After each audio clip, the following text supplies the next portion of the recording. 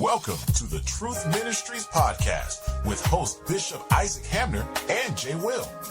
This podcast is for informational purposes and should not be considered a legal, tax, or medical advice of any kind. We are not responsible for any property damages or loss from the use of this podcast. For more information, email Bishop Hamner at truthministries30@gmail.com or email jwill at leewillj @gmail.com. Now, here's your host, Bishop Hamner and Jay Will. What's going on? It's your boy, Jay Will, and I got the most honorable Bishop Hamner. How you, sir? Hey, God bless you. God bless you. I am well. All is well. All is well. The Almighty allowed us to travel a little bit, and we're nice and refreshed and ready to go, and the world kept spinning, and people kept living, and wow. Yeah, that's the way it is. I am so glad that you had a great time. Great time on your vacation. You were in Hawaii, right? That is correct. And Hawaii is significantly brown. I love it. If you go there, just have a high expectation that the people are going to be brown. And the weather was incredible. The people were incredible. The island is incredible. The other thing you do have to take into consideration, which I did not, is that with it being an island, of course, I'm living, on an island called Ohio, but since it was an island, everything is imported. So it's very expensive to eat. And it's not easy to just like pack a lunch going to Hawaii. It ain't like packing a picnic basket, traveling up to Hawaii. You almost got to buy food there. So there's a price tag, but it is a beautiful, beautiful place. Everyone there, very, very friendly. Really enjoyed myself. Incredibly green and incredibly brown, and I love it. Hey, did you get a chance to visit the volcanoes while you were over there?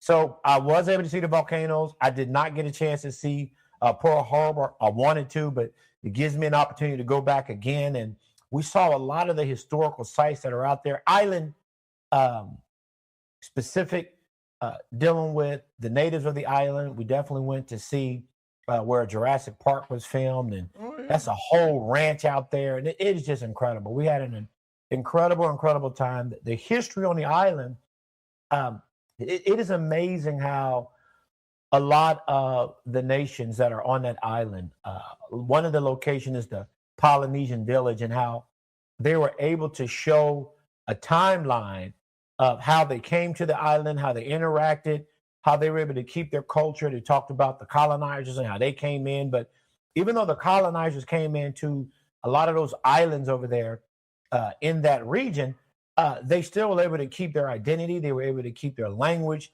They were able to keep their history.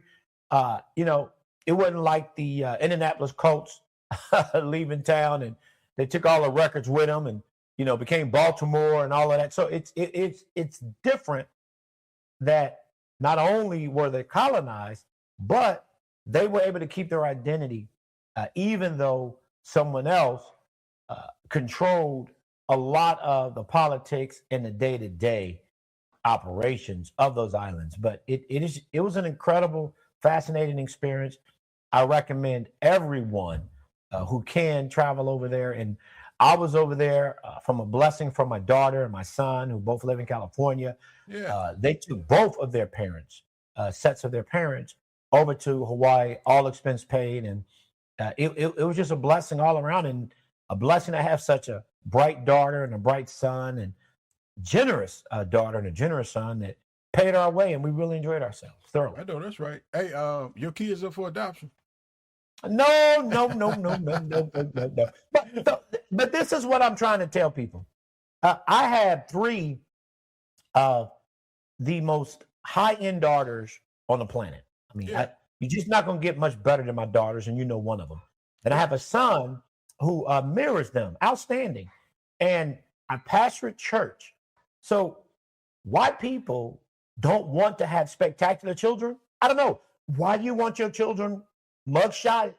I don't know. But if you want your children mugshotted, why they want children who are disrespectful, don't behave, don't want to go to work, don't want to contribute to society? Well, I might be able to help you if you have children, especially daughters, son.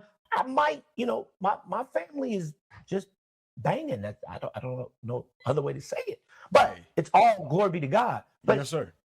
People don't understand that it takes hard work, takes discipline. You yourself, you got to be the first example.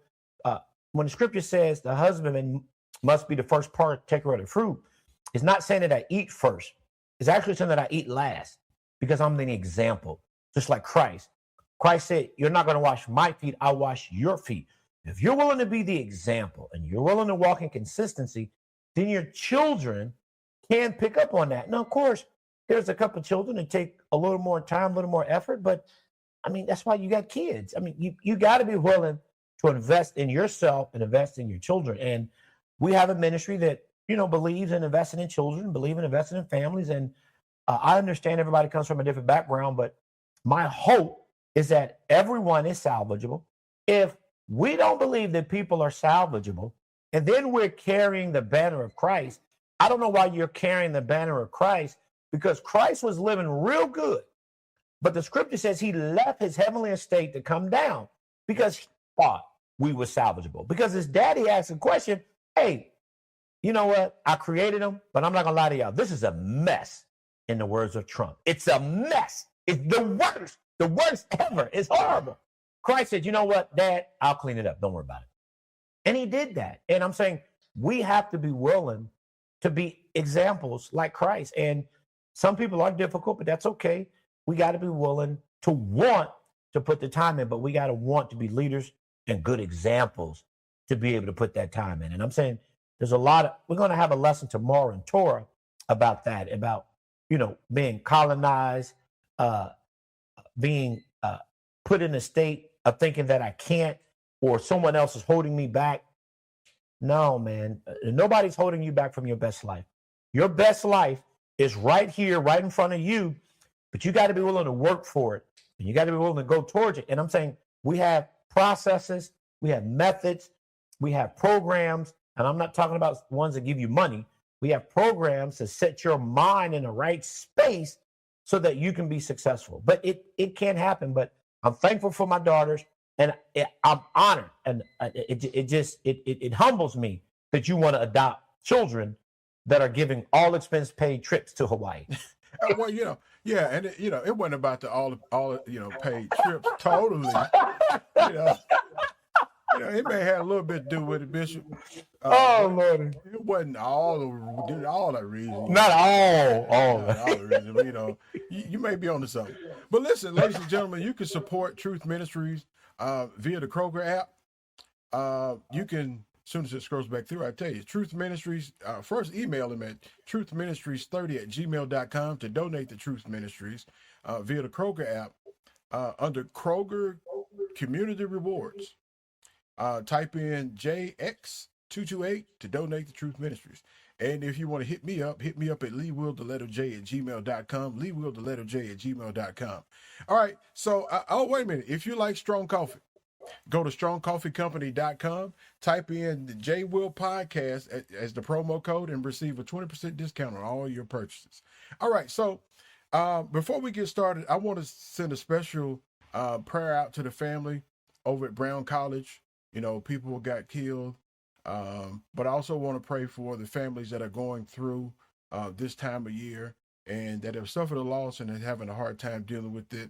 I'm praying that God blesses and keep you, make his face shine upon you, and give you peace. All right, so if you have comments or you want to rep your city or send a shout out, go ahead and type that in the comment section, and I will see it.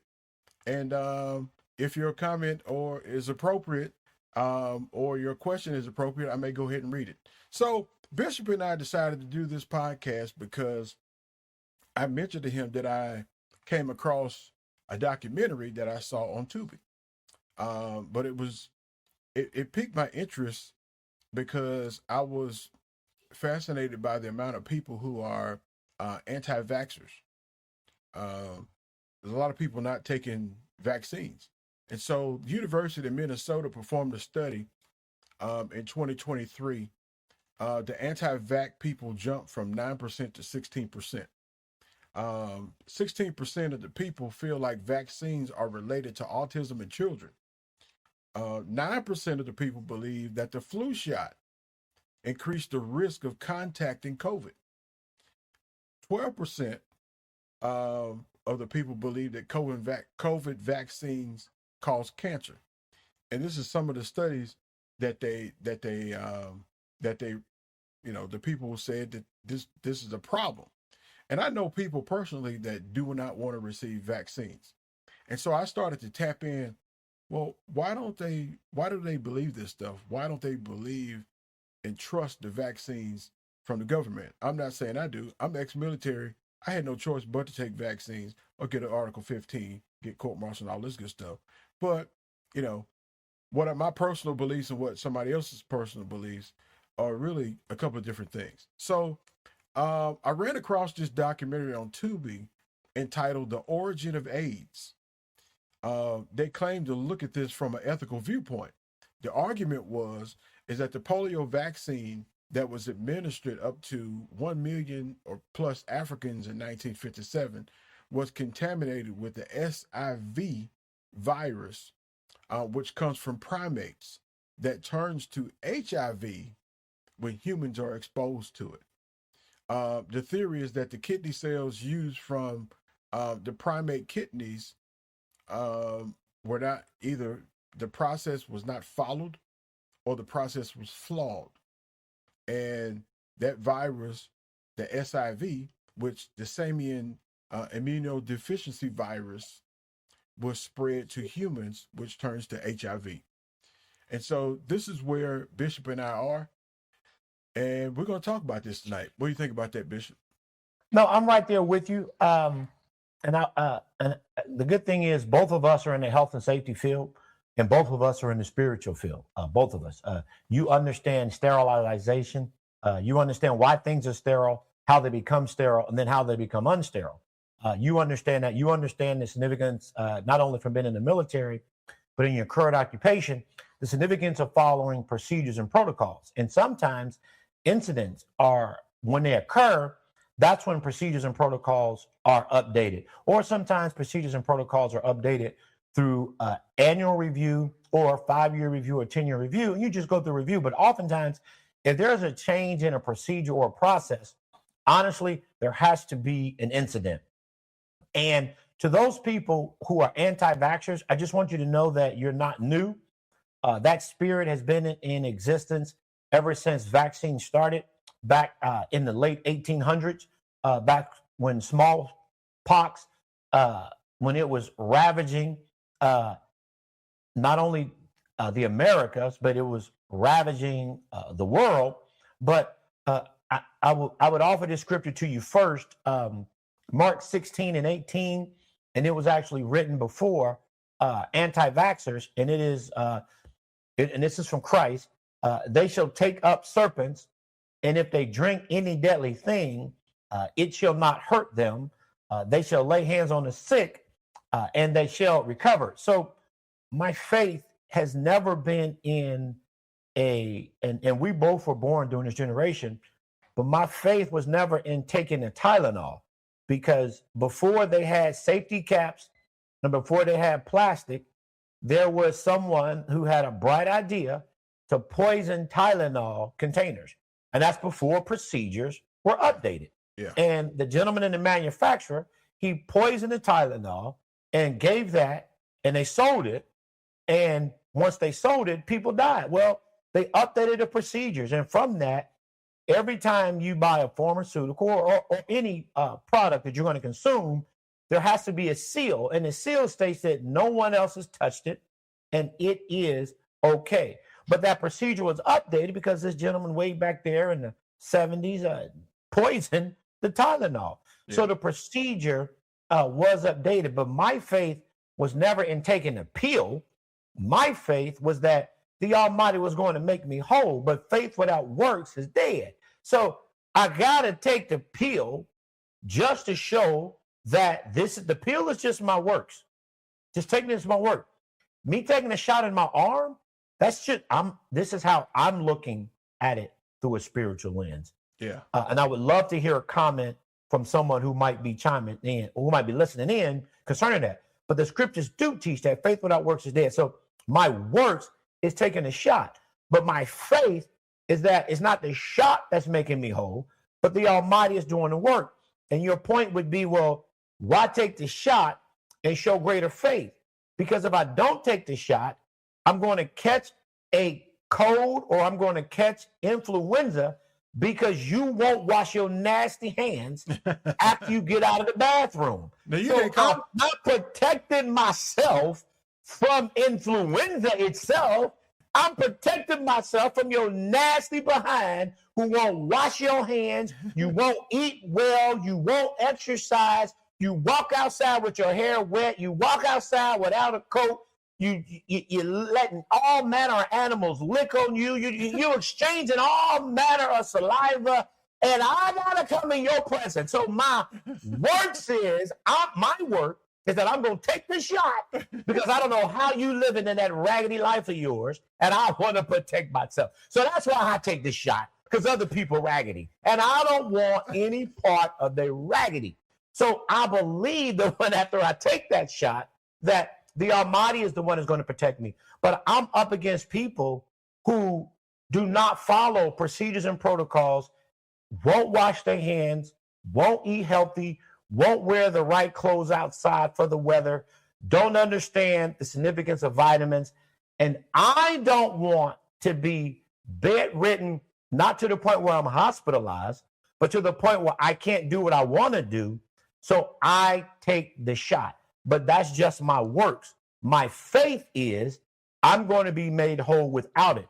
But since I'm around all these other people, I got to protect myself from them. Yeah. The Almighty is protecting me from that unseen danger. But Mark 16 chapter tells me that I can, by faith, take up something that is deadly, and it doesn't have to hurt me. Doesn't have to. It's still up to the Almighty.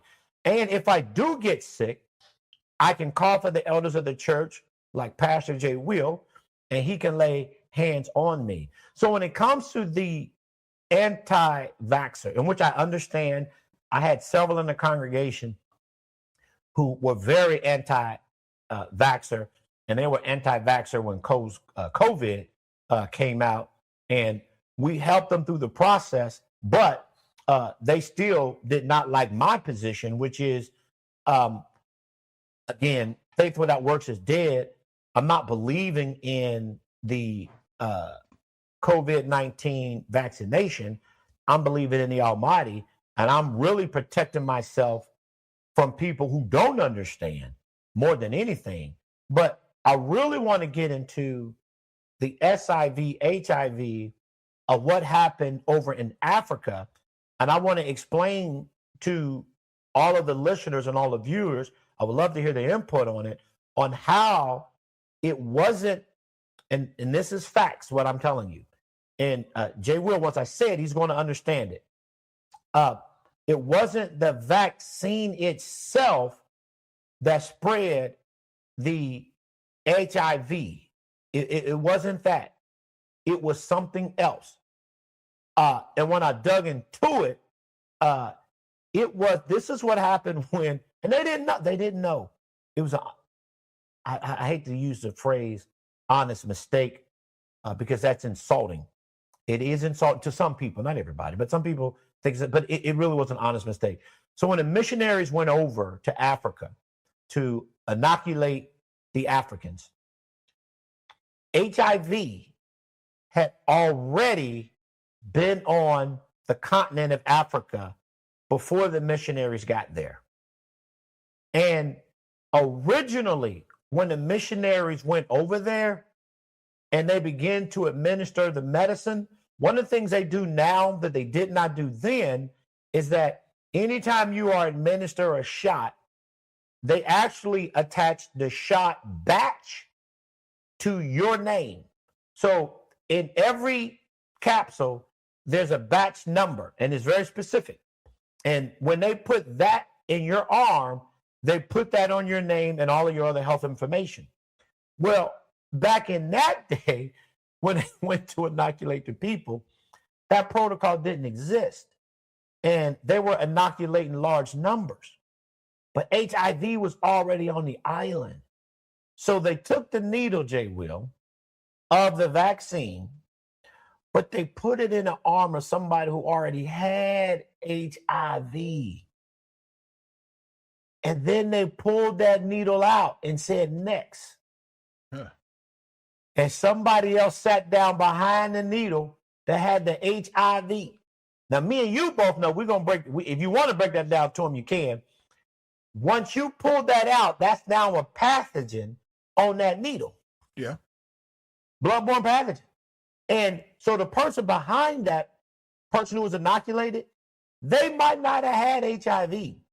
But if subject A had HIV and you put a needle in them and you inoculated them and you pull it out and say, patient B, come on in here. Patient B didn't have HIV. But guess what? Patient B, if they came behind patient A and they got the serum, they are going to have HIV. So unbeknownst to a lot of the pilgrims or the doctors or the ones who went down there, they went down there to help to inoculate. And in actuality, they actually helped spread HIV. They helped some with giving them the vaccination, but they actually did increase the spread of the disease, not directly because of the batch, but more because of the lack of protocols that were there. And A had HIV, B did not have HIV, but after that same needle went and they just kept using the same needle, it's inadvertent, but it did happen. And since then, that's where, and it's not a myth, but that's where people then began to say that these foreigners actually spread the disease. I'm saying, yes, foreigners did spread the disease. We'd have to break down whether or not they inoculated inside of the needle with the disease. I'm going to say, and we'll peel that onion back even more. I'm going to say inside of the batch, no, there was no HIV. But I am saying because of the lack of protocols that were taken and the fact that this is a bloodborne pathogen and they were sharing needles, which is the first thing that America, teaches and learns. Don't share needles because you can spread the disease. Same thing with sex. It's a bodily exchange. But the point being, that's how that disease spread. And that's how the link with those who came down there to inoculate, that's where the link came to, because they did not do a deep enough dive into what happened. So there it is. Yeah. So I agree that, the use of sharing of needles right is a very dangerous practice. But yes. I will say that probably happened to a lot of them. Mm-hmm. But probably I will go on a limb and say not all of them, because there was an oral vaccine created as well. And so you had the injection, but you also had the oral vaccine. So either way, no, but the oral vaccine. So to your point of the oral vaccine would not have caused the spread because there would not have been any pathogen exchange. But that's okay. The exchange occurred with sharing that needle. It's still terrible. And I'm not saying that the Africans were a test case, but I am saying that it was inadvertent, it was accidental, but in the end, they definitely spread AIDS on the continent of Africa with the intent to help the Africans. And then unfortunately, they increased the spread through their inoculations because of the practice that they use of sharing needles.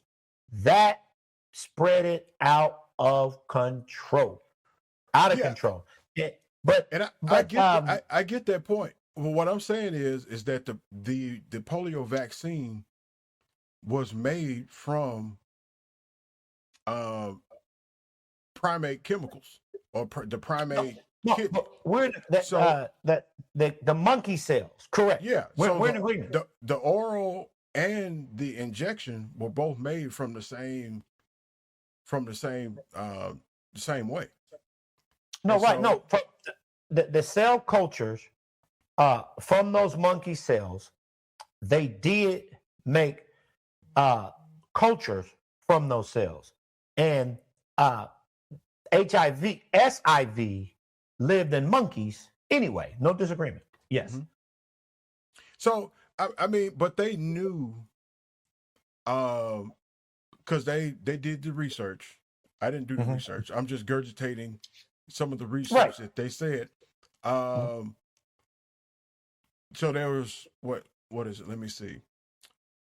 There was the monkeys from Boyko Island and from the rising sea levels about 11,000 years ago has been concluded that SIV has been present in monkeys and apes for at least 32,000 years. No, yeah, SIV. Yes, yes, Yeah. yes. And so my question is, why would they use something which, there's 3 specific primates that they use: the Suti, mangabees, gorillas, and chimpanzees. Right. Why would they use any type of chemicals or antibodies from these monkeys, knowing that they had the SIV virus and make the polio vaccine? So whether it was oral or whether it was through shared needle, I'm sure that, okay. So one speculation is that, to your point, some of the natives contracted HIV because they were eating monkeys. That's one theory that they put out there. Okay. Right. And that's just a theory because and actually it comes from chimps and not monkeys. Yeah, well, chimps, gorillas, and mangabees. Yes. Yeah. So I mean, and they crossed over. It crossed over from SIV from these chimps to humans to HIV. Yes. Right. No disagreement. So when the human is subjected to SIV, it turns to HIV. Correct. But they did another study to where they took the HIV virus and injected it into the chimp, and the chimp actually got better instead of getting sick. So the chimpanzee body or antibodies that the chimp has the capacity to be able to heal itself from the HIV virus, but humans cannot do that. Right. Well, Leviticus is very clear. Yahweh told us, don't eat the blood. And we know that most pathogens, me and you do, because our training tells us that the viruses and the pathogens, now, they don't always make what is quote, quote, called an evolutionary leap. What science calls an evolutionary leap, which is something that they can't explain why it was able one day on Monday not to impact us, but Tuesday it did impact us because man and chimps have interacted for thousands of years, but SIV did not make that what is quote called evolutionary leap to HIV. I'm saying anytime it occurred, SIV to HIV, I understand science saying evolutionary leap. I'm saying it's the Almighty. Almighty gave a permission. All right, I'm tired of y'all. I told y'all not to eat the blood. They keep eating the blood, and the Almighty say, well, now you know why you shouldn't eat it.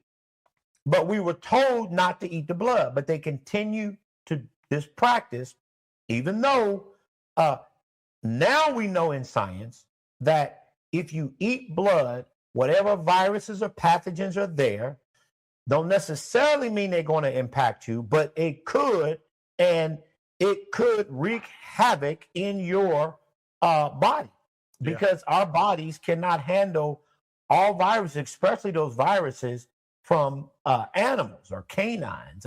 We can't handle it, and we shouldn't handle it. The Almighty made us all different. So yes, SIV lived in chimps, and there was a leap from in Africa. And like you said, me and you had talked previously, they used to have markets where they sold these monkeys and they ate them. And potentially in one of those markets, or they used to have hunting expeditions and they hunt them. And I've seen years ago on National Geographic how it was, not to be too graphic, but they had the little monkey. They put him inside a collar. He was kicking and screaming. Not the monkey, it was a chimp. Little baby, it wasn't the chimpanzees, it was that monkey. What's another name of that monkey you said? The Suchi? Yeah, Suchi, the small, because it was the small. This was the small one, the real small one. The Maccabees, the Sooty Maccabees. Yeah. So they put him in this little vice, and he's kicking and screaming. They all took mallets, smacked him on the head till he died, and cracked his head open.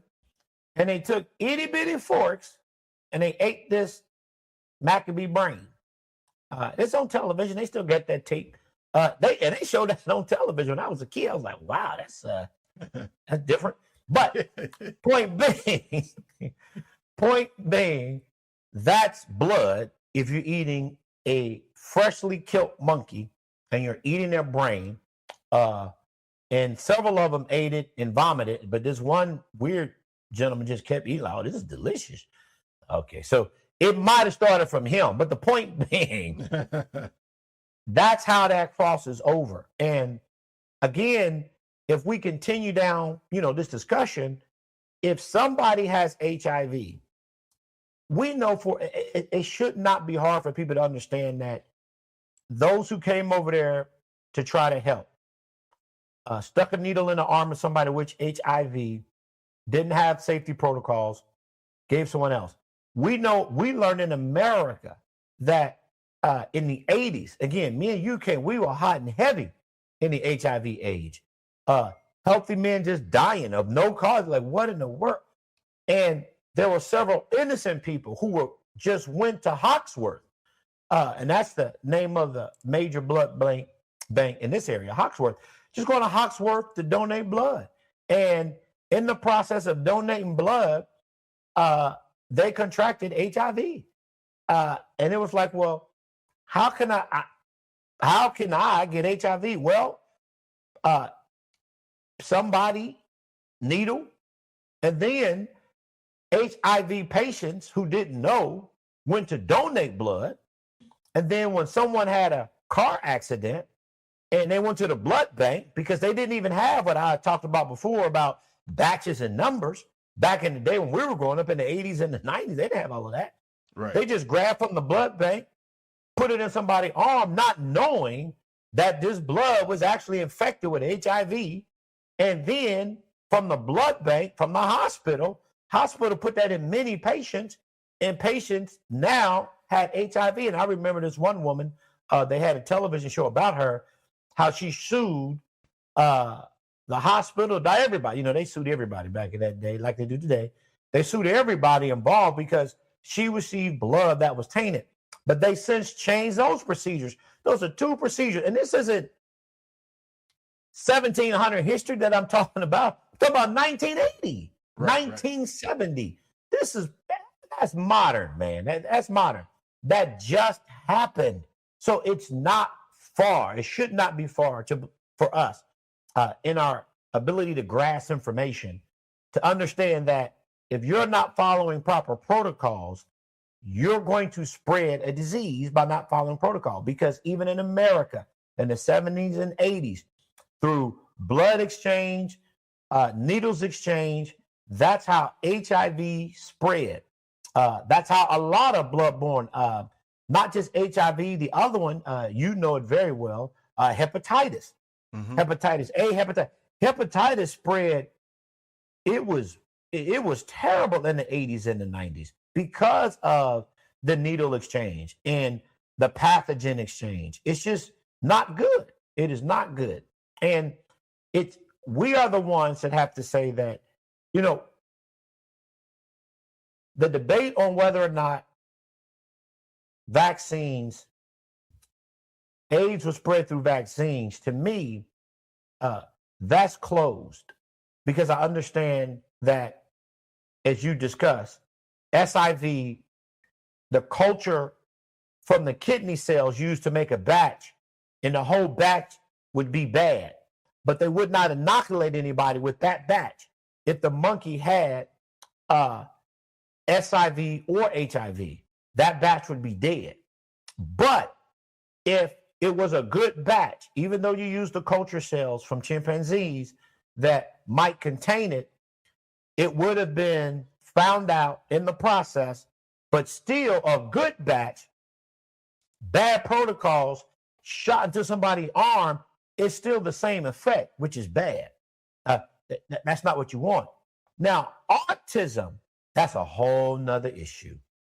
Whether or not vaccines are causing autism, to me, is a totally different discussion than whether or not the spread of AIDS came from a vaccine, because we understand how poor protocols can make it look like it come from the vaccine, but the patient actually had HIV to begin with, and if a needle was shared and spread, that's how that spread occurred.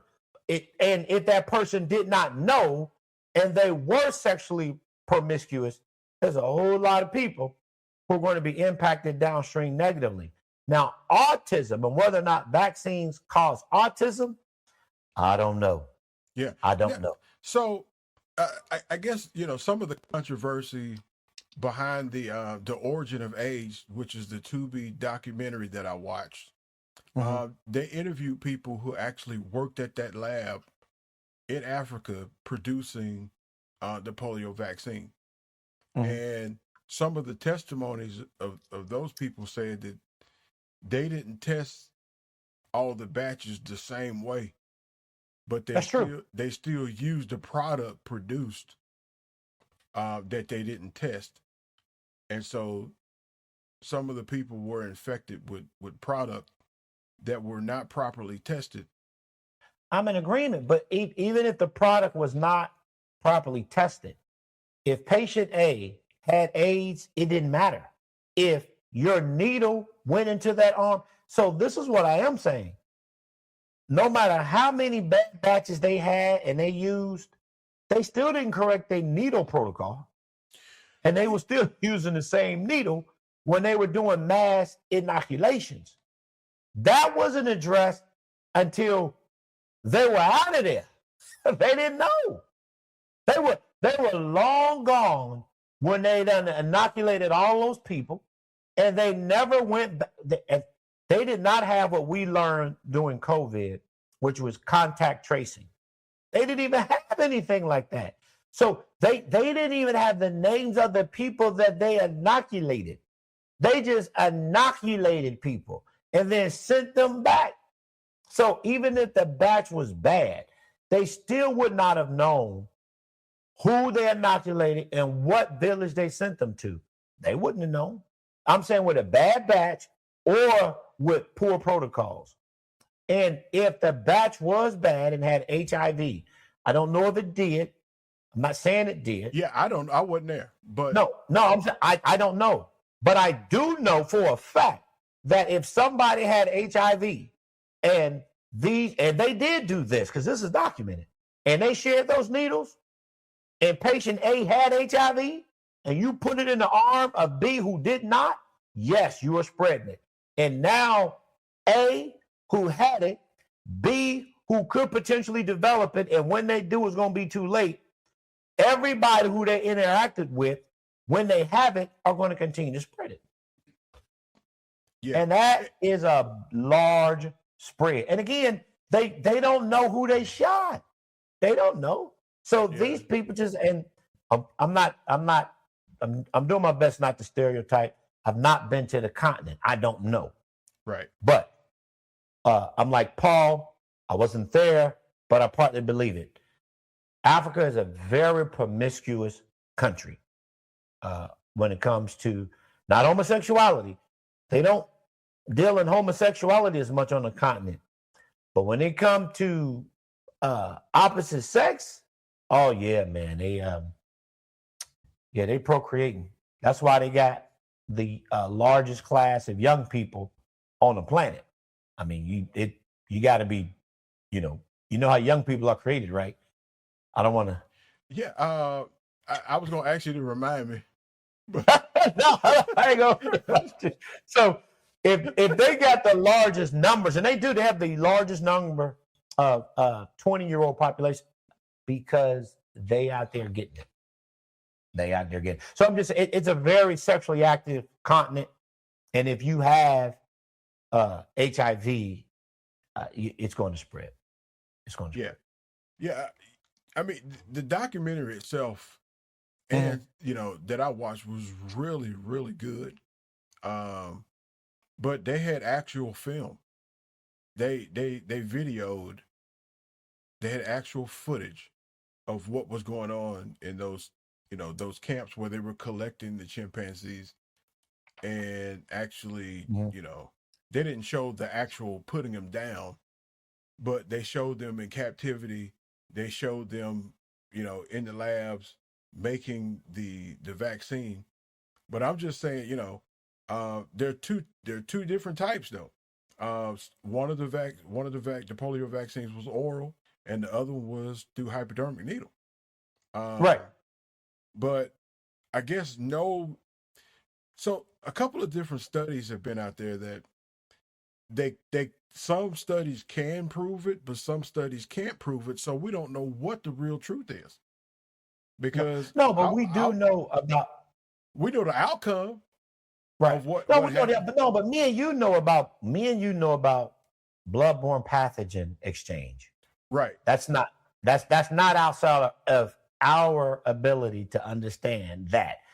I know why other people would say the HIV is in the vaccine, because they don't understand pathogen exchange, and they're just going the easiest route to understand why something happened. And the easiest route is to blame the man with the needle and that he put him in there, when that's just not the case. Because according to hard research, hard data, SIV, as you stated, by itself does not harm chimps, but it also doesn't harm humans. It has to mutate from SIV to HIV to harm a human. And the HIV is what has to be inoculated into the humans. SIV shot into a human does not, just because it is put in your body, turn to HIV. It just doesn't. That's not how it works. It did make an evolutionary leap. And that strain of HIV-1, that's the one that once you get that strain, you are now infected with what they call AIDS, or it becomes AIDS. Starts with HIV and then becomes AIDS. But SIV by itself, from the monkey can heal himself. Humans can be infected with SIV, but it does not 1 + 1 = 2 turn into HIV just because you are inoculated with it. It has to change from SIV to HIV. And once it is HIV, it then has to be somehow introduced to your blood. But SIV by itself will not cause HIV. It has to mutate. If it don't mutate, it's just SIV, and the human body can fight it off. Now that's it. I didn't make that up. Yeah. So I mean, to your listeners, not to you, to the listeners. Oh, right. But they were saying that the SIV may have previously crossed species barriers into human hosts multiple times throughout history. Oh, exactly. Exactly. It did. It wasn't until recently, after the event of modern transportation and global communism, that it finally took hold, spreading beyond localized disseminations in a few individuals and small tribes. That is correct. And that's exactly how it got out from tribe to tribe. Now, let's go to what you just said. It was there, but it wasn't in large areas. It had to travel. Well, they were building a railroad. They had carts and buggies. And when somebody was infected, they took it with, but they had the SIV. The SIV turned to HIV. So whoever this original host was, don't know who it was, but whoever they were the ones, that host, that started that initial spread. And maybe it was just in the village, but because of transportation, it went out. That's exactly what the nurses or whatever the groups were that brought the polio vaccine there. They did the same thing as that host by not having protocols and interjecting people who didn't have SIV. They had HIV, and then they went to their villages and continued to spread. But what you're saying with the SIV it's just factually accurate. That's exactly how it happened, because of trade, because of what they call wet markets. That's exactly how it happened. I'm saying when you do your research on it, that's what if you're looking for the truth, that's what you're going to find. But also, all those vaccine skeptics, just know that SIV in chimps and those other primates that carry it, it does not just by itself turn to HIV as SIV if it's in your body. Your body could fight it off. It is an evolutionary leap. I believe the Almighty said, you know what? Again, I'm tired of trying to explain this to y'all. Stop eating the blood. But I know where it didn't come from. It didn't come from having sex with chimps, which is just silliness. That people would say it, but that it did not happen that way. Definitely through being some type of carnivorous being, it made a leap, as you stated, in these little small towns and these little small markets. Yeah. But again, that larger debate is going to be, does it cause autism, though? That's the one. Yeah, I mean, I don't know. I'm not a scientist. I just know that there are several studies out that supports several theories, but there's been no conclusive evidence to support either theory. They're all still arguing about this. And in the meantime, I mean, I guess the evolution of vaccines have definitely gotten better. Right. But it still does not lead to the trust of people who, don't want to take vaccines because they don't trust the people who are making them and trust them to be transparent enough to tell them exactly what's in it and how it was made, and is it prove the safety of it without injecting people and then getting the results of safety. Well, this is what I want to point to, and I'm not trying to insult, but anyone's education, anyone's background, anyone's standard of living. What do we do when two parents are anti-vaxxers, were raised by parents who are anti-vaxxers, they have a child and the child is still autistic? Who are they going to blame? So I'm saying, now, those parents, these anti-vaccine parents, they don't deal with the fact that there are a lot of parents now who are having children who neither parent have ever received the vaccine because their parents and, birds of a feather flock together, but their child still has autism, and they're asking questions, well, we didn't get the vaccine, I didn't get the vaccine, they didn't get the vaccine, we ate right, but my child is still autistic. What's the answer there? I don't believe that vaccines by themselves cause autism. I believe it is the lowest hanging fruit for people who aren't willing to do the work to try to find the real causal factors. Something is going on with our children and autism. I believe it has more to do with just media and the accessibility that we have to data. One of the things I looked into, other nations around the world don't even track it. America is one of the few nations that actually track autism. So to say that it is on a rise, and autism has only been tracked, or the term being on the spectrum has only been tracked since the 90s. The term didn't even exist. So we just really started looking into it. I'm saying as America. In the 1950s, it wasn't tracked, wasn't even looked upon. And that's in America. That means the other nations around the world, if America wasn't looking into it, I can assure you they were not ahead of the curve. They weren't looking into autism and the increase and the rise of it. So a lot of the rise of autism, which is, it is, to me, one of the byproducts of the success of the not marketing campaign, but the information campaign to let people know that there is help for it. But in doing that, more people are actually coming forward. But they were always there, but there was no campaign letting them know there is help. So I think the rise has more to do with people being made aware that there is help for it, so more people are coming forward.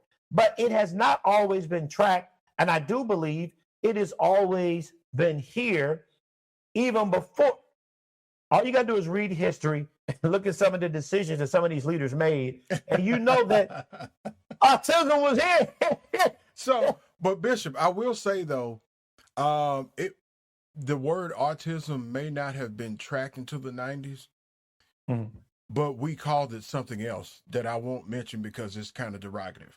But we called it something else. That's correct. But I think that special needs people have always been around, but it's been relabeled and rebranded. But that goes to the point of the information. Now that the information is out there, and there is a safe space for people to go to and resources, yes, awareness has been heightened. But I don't know. I believe we have what we are terming autism today. I believe the pharaohs dealt with autism. They would not have called it autism, but they would have dealt with that. And I'm saying when the pharaohs were walking the earth, there were no vaccines. The fact that we're in a more modern day where we can document it, that's why I'm saying using the vaccines is just lazy research. It is a low-hanging fruit. It's one of them, since the gun is in your hand, you had to be the one that shot him. Well, maybe the gun is in my hand because I took it away from the one who actually pulled the trigger and killed him. All of that has to be investigated. But they're just looking at the low-hanging fruit. This behavior has been on the planet for a long time when you analyze a lot of decisions that have been made. Awareness is bringing it forward. And I'm saying, I'm strongly suggesting that it was here before vaccines were even created. So these anti-vaxxers don't look at history to see how some of the mannerisms, from what I hear, I don't know for certain, but here's a name that a lot of us know. And based on what we find out about this person, they would have been diagnosed with autism, and that's Mozart. Yeah, no, I'm telling you that the way he behaved, the way he interacted with society, and his genius and ability to produce music, when you read about him, his behavior is very similar, especially at a very young age, to a child who we would say is some of our greatest artists in history would have been diagnosed today by our current metrics as autistic. But Mozart is one that if people take their time and look at his life and his history, he would have easily been on the spectrum. He would have easily been considered autistic because of his mannerisms and his behaviors. And he definitely did not have a vaccine.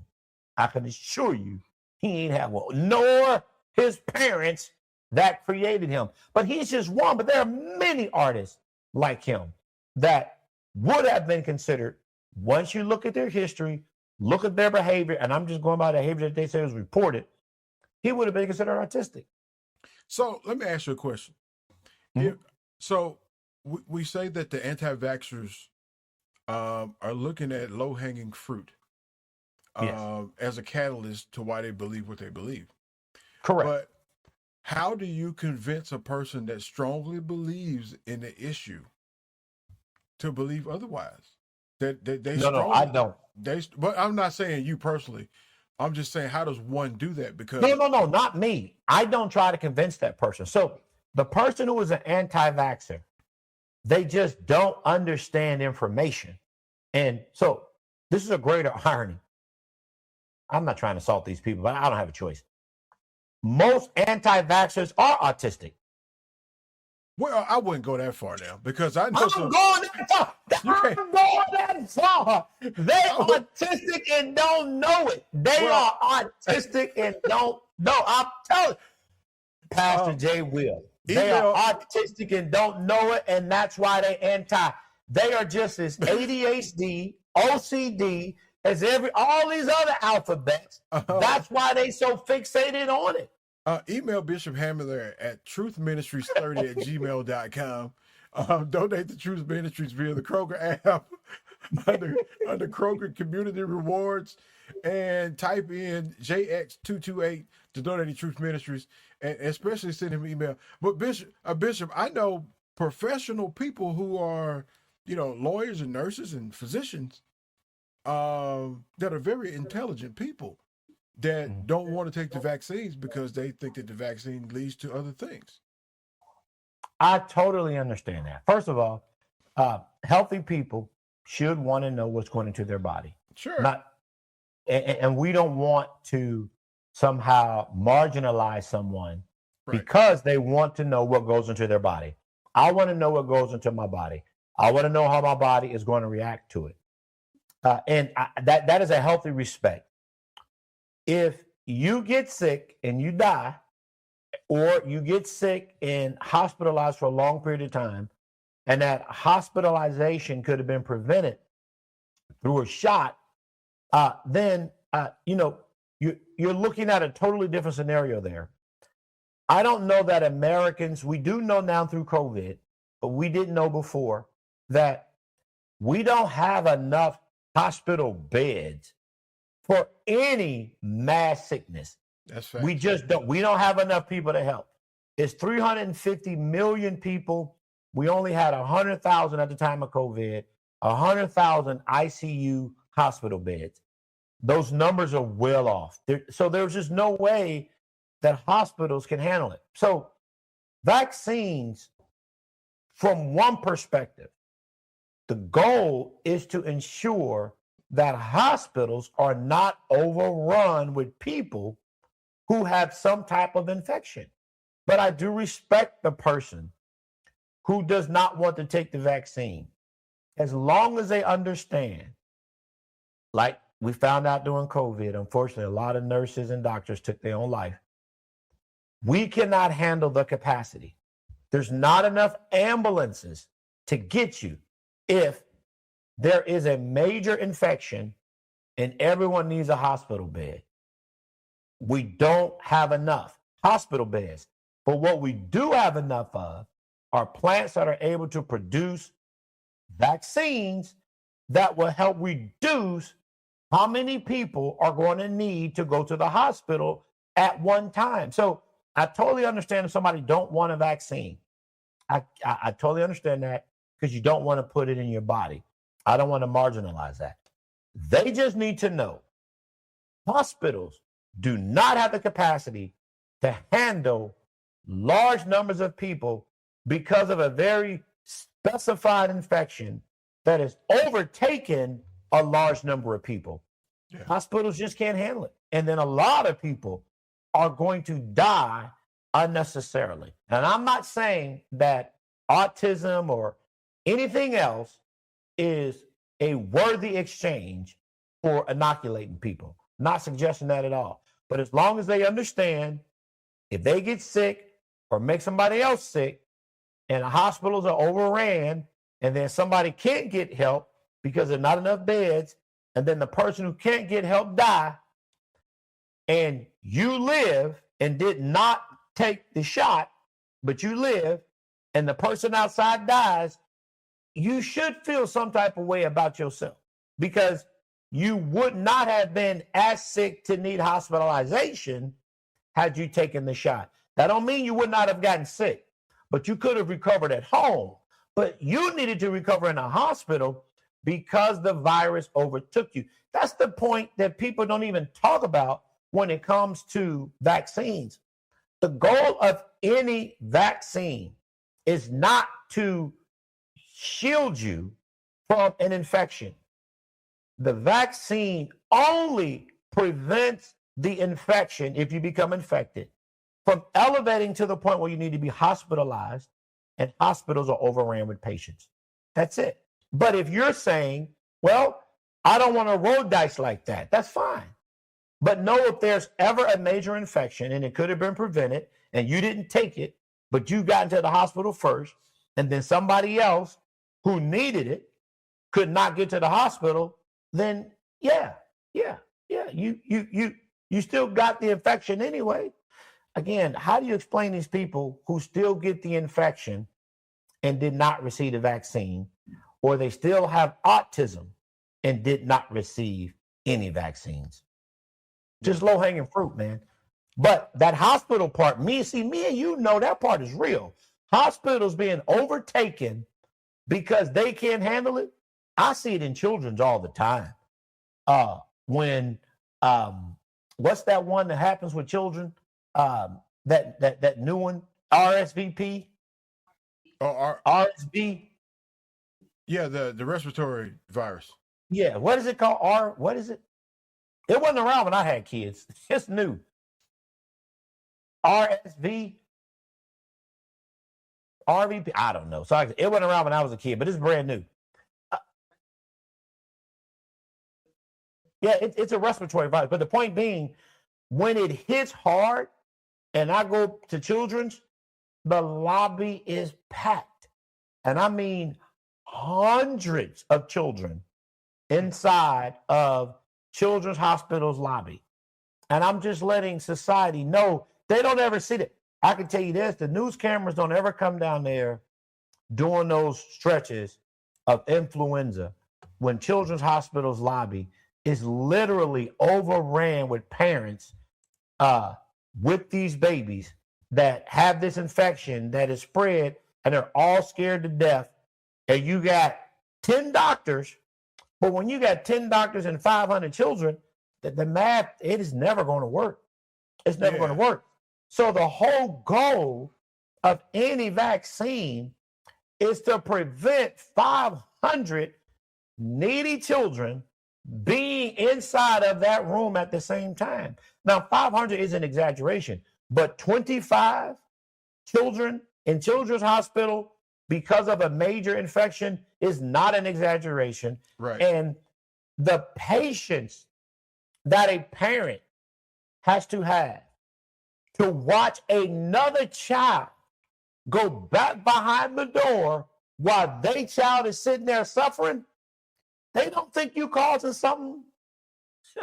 You sitting in the waiting room with your child, but you see this other child go back. I'm not saying they came before you or after you, but how many children do you think a sick mother or parent are going to let go back behind there without them saying, wait a minute, I had to be before one of them? But all that is prevented with, that's why vaccinations are important. But people won't go down in the trenches. Me and you are in the trenches. They won't go in the trenches and see what this anti-vaxxation is doing. We had 2 children down in Texas already die within this year of whooping cough because they were not vaccinated. Now, that's not a lot, but that's a lot to them 2 parents. Yeah. That lost their child. And whooping cough is completely preventable with the vaccine. But they lost their children because they thought the vaccine would kill them. All right, well, whooping cough actually killed them. There's no thought about it. They're gone. Yeah. And we just don't deal with the reality of what happens when you make these decisions, and the decision that you made based on fear actually takes a life. And that life that is taken ain't even yours. I just don't like that part. I don't like that this poor child that can't make a decision for itself has to suffer from a parent who, for whatever reason, has made the decision not to, and then the child has to die literally for that decision. And the child would not have died had they received that simple vaccination. So I appreciate the anti-vaxxers. I understand where you are, but you still have not explained to me how this child that has autism has two parents that have never been vaccinated, their parents were never vaccinated, and how history shows several figures would have been diagnosed as an autistic child and vaccines weren't ever created. And my example to them that they need to research is Mozart. Yeah, so I don't know, that Mozart was ever diagnosed with autism or not, or so how can you diagnose him with something that didn't even exist? That's my point. Well, but we're using the current diagnosis of this current syndrome, and we're using their tables, and we're looking at what history says their behavior is. That we can do. It's you know what it's like? It's like carbon dating. Do you believe in carbon dating? I do. Well, yeah. I mean, okay, so I believe that they can determine the age of something through science and through tests. Sure. So it's but the thing is dead, but they can still tell you. So I'm saying they didn't have to be alive. I can use the same metrics that they have today to determine based on behavior patterns what they did. Use that scale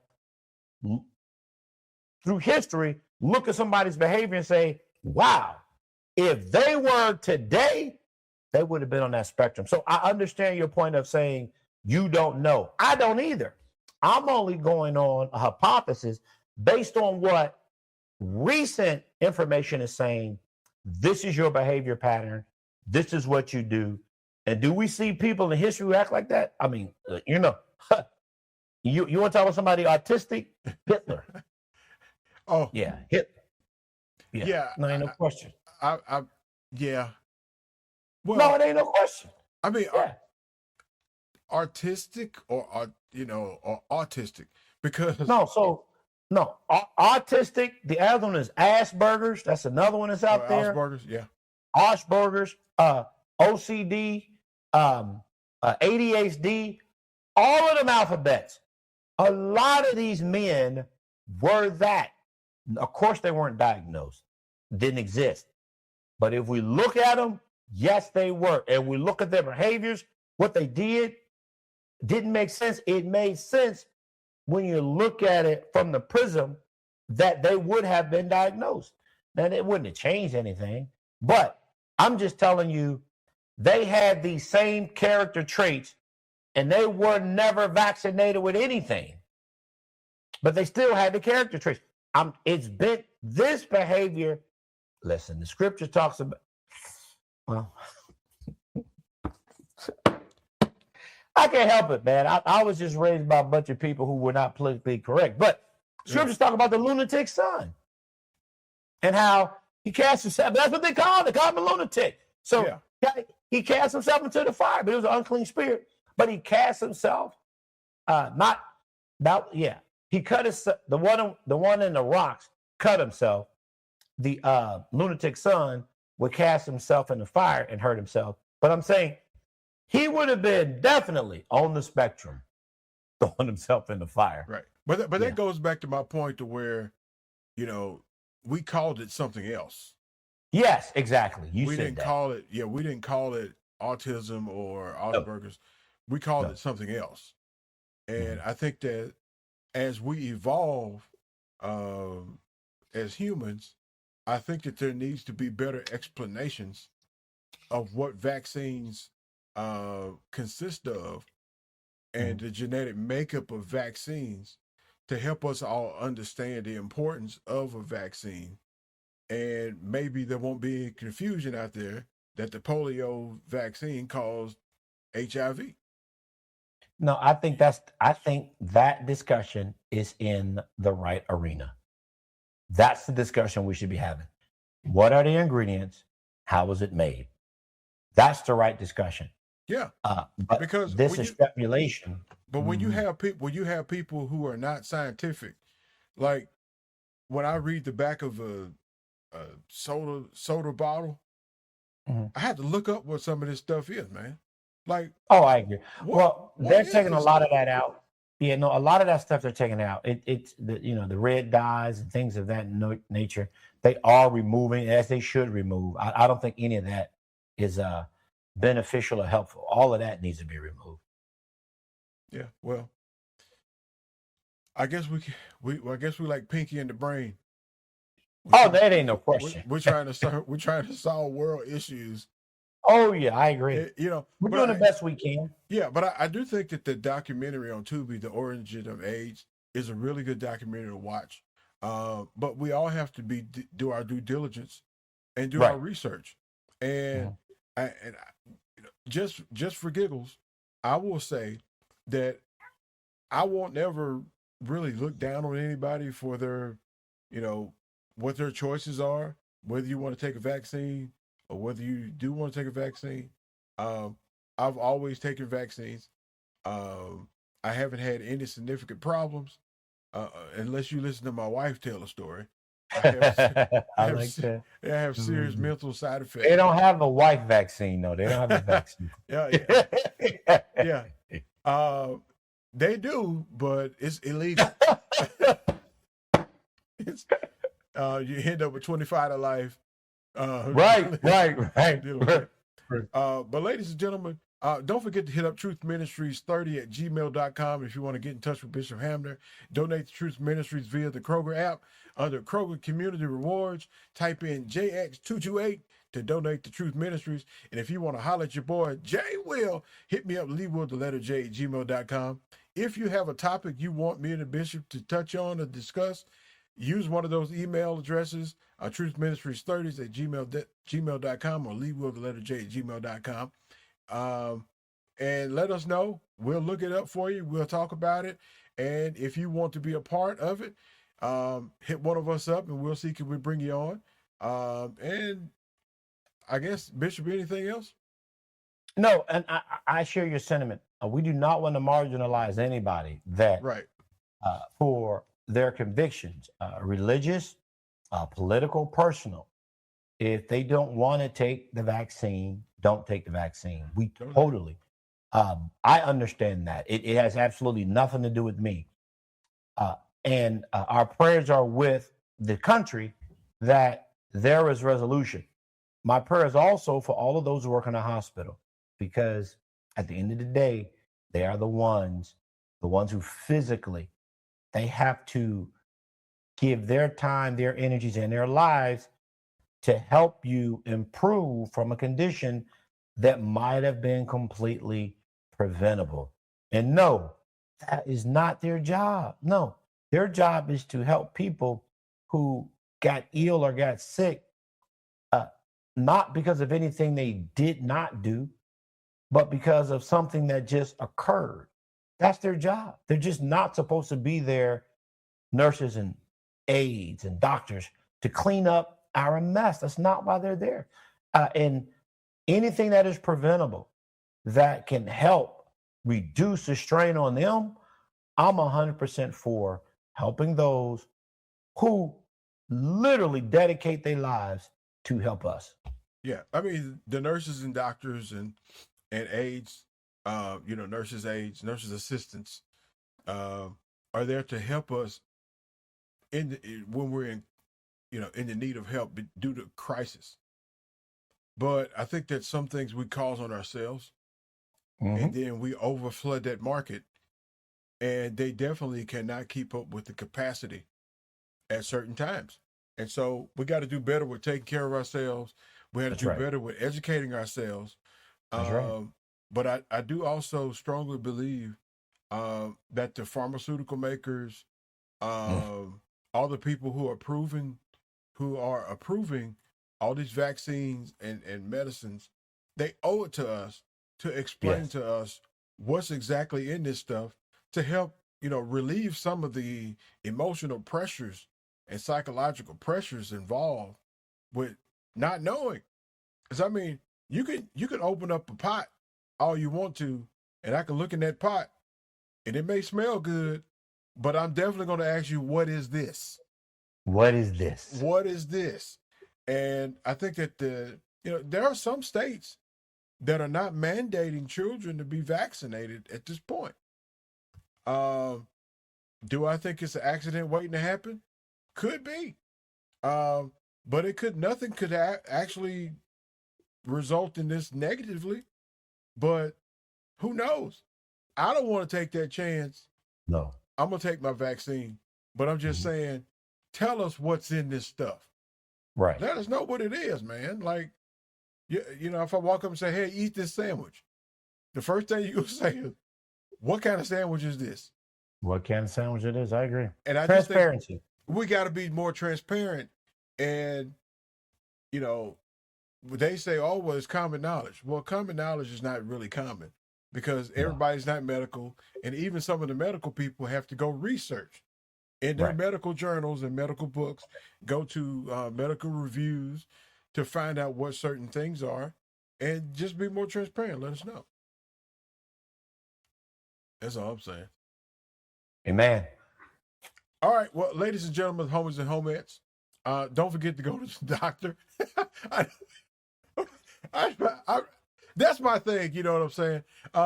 I know it's probably funny since we talking about, let us know what's in it, but go to the doctor, get yourself checked out. A1C, blood pressure, and cholesterol. And let us do better about taking care of ourselves, because don't you know that your body is the temple of the Holy Ghost? We need to be good stewards over what God has given us. Until the next time, may the Lord God bless and keep you. May the Lord make his face to shine upon you, and may the Lord God give you peace. Until next time, Bishop and I gonna holler. Deuces. Thank you for listening to this podcast. For more information, email Bishop Hamner at truthministries30@gmail.com or email jwill at leewillj@gmail.com.